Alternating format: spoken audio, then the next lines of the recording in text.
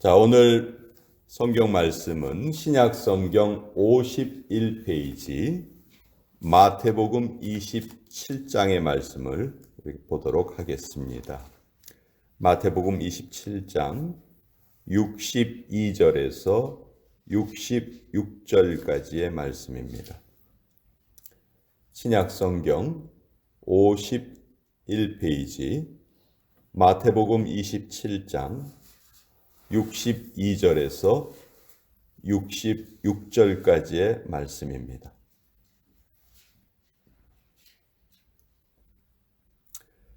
자, 찾으셨으면 우리 62절부터 66절까지 같이 읽겠습니다. 시작.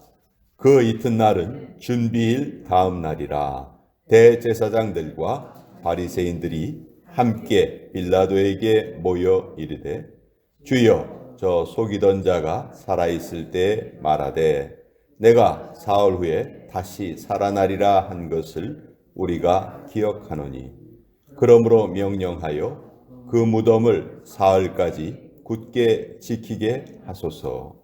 그의 제자들이 와서 시체를 도둑질하여 가고 백성에게 말하되 그가 죽은 자 가운데서 살아났다 하면 후에 속임이 전보다 더 클까 하나이다 하니, 빌라도가 이르되 너희에게 경비병이 있으니 가서 힘대로 굳게 지키라 하거늘, 그들이 경비병과 함께 가서 돌을 인봉하고 무덤을 굳게 지키니라.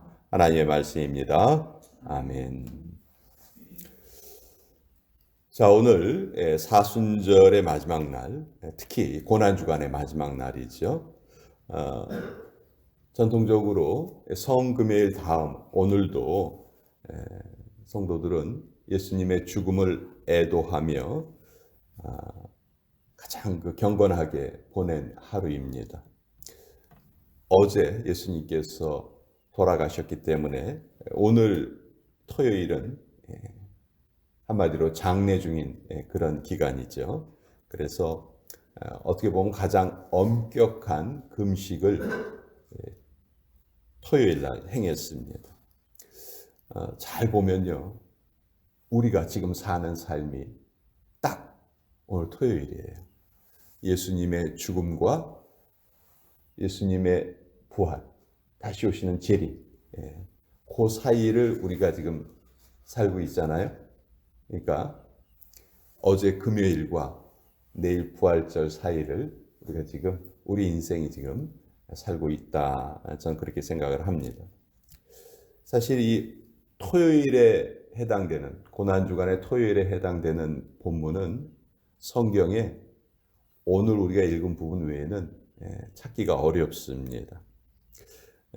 오늘 본문은 토요일 안식일에 관한 그 본문인데요. 62절에 보면 그 이튿날은 준비일 다음 날이라 이렇게 돼 있어요. 그 이튿날, 예수님께서 돌아가신 그 다음 날은 준비일 다음 날. 준비일은 안식일 전날을 준비일이라고 그래요. 그러니까 준비일 다음 날은 안식일이죠. 안식일은 유대인의 전통으로는 금요일 오후 6시부터 시작돼서 토요일 오후 6시까지의 시간이에요. 그 시간에 이제 예수님은 이미 금요일 날 오후 3시에 돌아가셨기 때문에 아리마대 요셉이 급히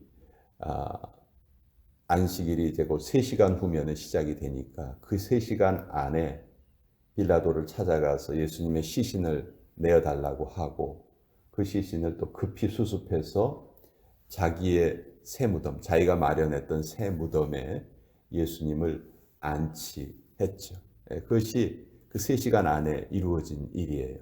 안식일이 딱 시작이 되면은 모든 부정한 것을 만질 수가 없었어요. 시신을 만질 수가 없었기 때문에 아리마대 요셉은 아주 급하게 이제 행동을 했던 것이죠. 그리고 이제 안식일이 시작이 된 것입니다.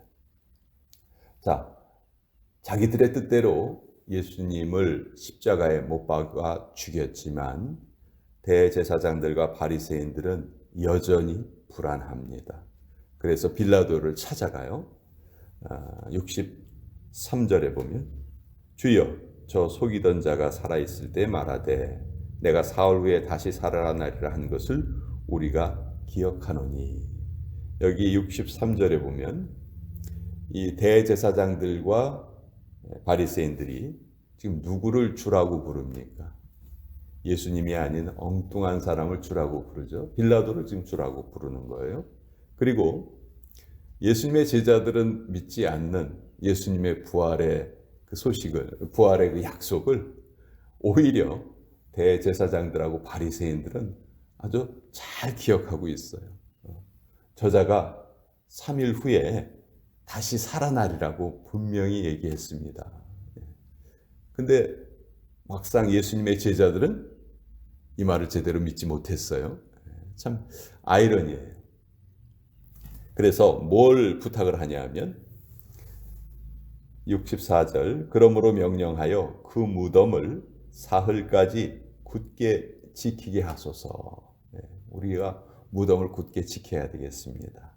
자, 64절, 65절, 66절에 반복돼서 나오는 표현이 있어요. 굳게 지키게 하소서. 굳게 지킨다 이 말이에요. 64절에도 앞부분에 굳게 지키게 하소서 이렇게 돼 있고 65절 뒷부분에 보면 힘대로 굳게 지키라. 또 66절의 맨 마지막 절에 보면 무덤을 굳게 지키니라. 열심히 사람들이 예수님의 무덤을 지킵니다. 그렇지만 아무리 사람들이 애를 쓴다 해도 어떻게 하나님의 뜻을 막을 수가 있겠습니까? 아무리 무덤을 굳게 지켰지만 예수님은 다시 부활하신 것이죠. 실제로 이때 초대교회 이단 중에 보면은 예수님이 돌아가신 것이 아니다. 또 예수님이 부활하신 것이 아니다.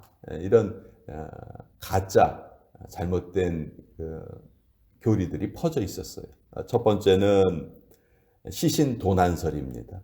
시신도난설은 실제로 이 마태복음 28장에 보면은 그 내용이 적혀 있는데 나중에 예수님이 부활하신 후에 무덤을 보니까 예수님의 시신이 없었잖아요.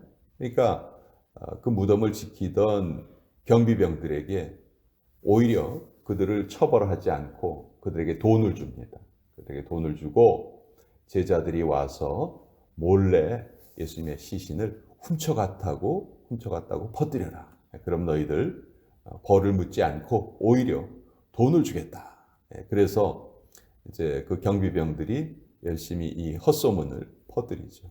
그래서 시신 도난설이 첫 번째 그 이단들이 주장하는 거였고, 두 번째는 기절설이 있었어요. 기절설. 예수님은 사실 돌아가신 게 아니다. 그냥 너무 십자가 위에서 힘이 드셔가지고 사람이 너무 힘이 들면은 기절하지 않냐.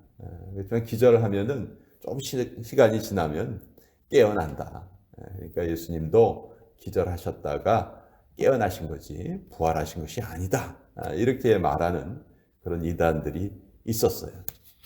그렇지만 우리 성경은, 하나님의 말씀인 성경은 예수님의 부활을 세 가지로 아주 분명하게 증거하고 계십니다. 첫 번째는 빈 무덤이에요. 예수님의 무덤이 비어 있었지만 빈 무덤 안에 수의가 놓여져 있었어요. 그러니까 이건 뭘 말하는 거냐 하면, 누가 만약 예수님의 시신을 훔쳐갔다고 한번 가정해 봅시다. 그러면 예수님의 시신을 훔쳐갈 때 시신을 싸고 있는 그 수의는 다 벗기고 그냥 알몸만 가지고 도망을 간다? 이건 사실 상식적으로 맞지 않는 일이죠. 그리고 두 번째는 성경에 나와 있는 예수님의 부활을 목격한 사람들의 리스트가 적혀 있어요. 예수님 부활을 직접 목격한 사람들.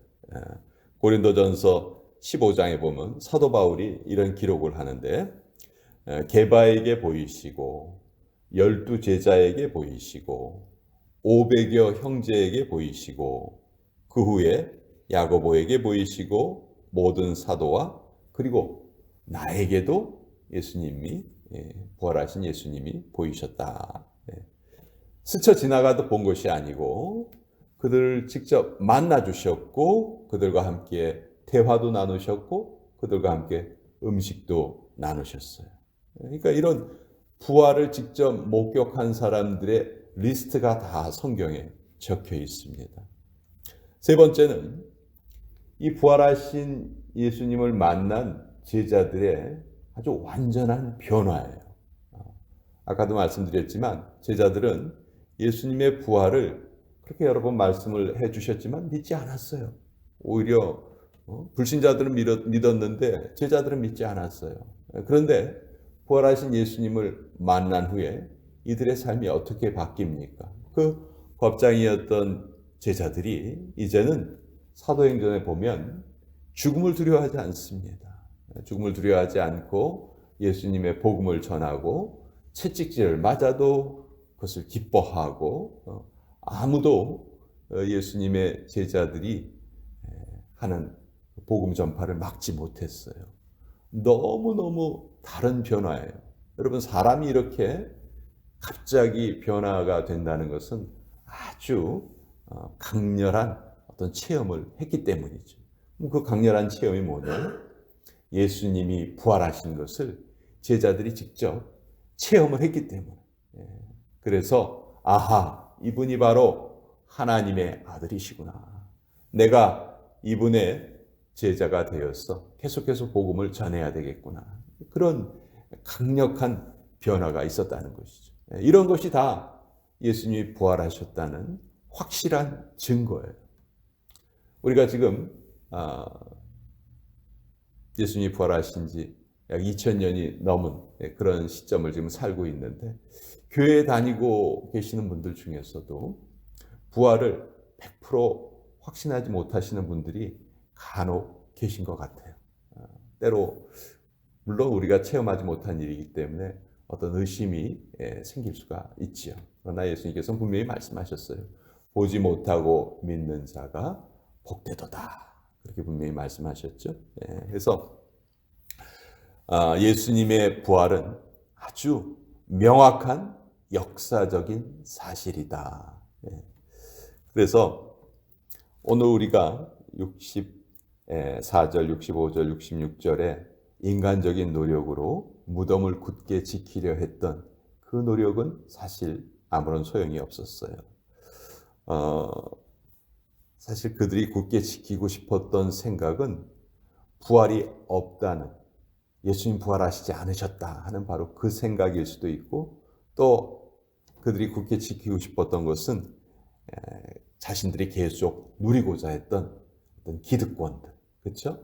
자기들의 부와 명예, 이 세상에서의 평안함, 그런 것을 지키고 싶었겠죠. 그렇지만 모든 노력을 다 했건만 예수님의 부활을 막을 수도 없었고 조금도 지체시킬 수가 없었다. 그래서 성경은 이렇게 말합니다. 이는 성경대로 그리스도께서 우리 죄를 위하여 죽으시고 장사 지낸 바 되셨다가 성경대로 사흘 만에 다시 살아나셨다. 예수님께서 우리의 죄 때문에 죽으셨다는 사실, 또 예수님께서 장사 지낸 바 되셨다는 사실, 그리고 예수님께서 사흘 만에 다시 살아나셨다는 사실, 이것을 성경은 아주 분명하게 증거하고 있습니다. 근데 예수님이 다시 살아나셨다는 표현을 할 때 성경은 예수님이 사망에서 부활하셨다 이렇게 표현하지 않고 죽은 자들 가운데서 부활하셨다 이런 표현을 써요. 예수님이 죽은 자들 가운데서 부활하셨다. 그래서 이것은 의도적으로 성경에 그렇게 기록된 거예요.